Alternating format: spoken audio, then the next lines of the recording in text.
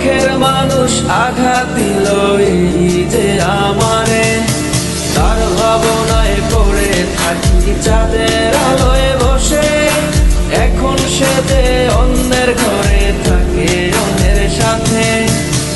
শখের মানুষ তোর কারণে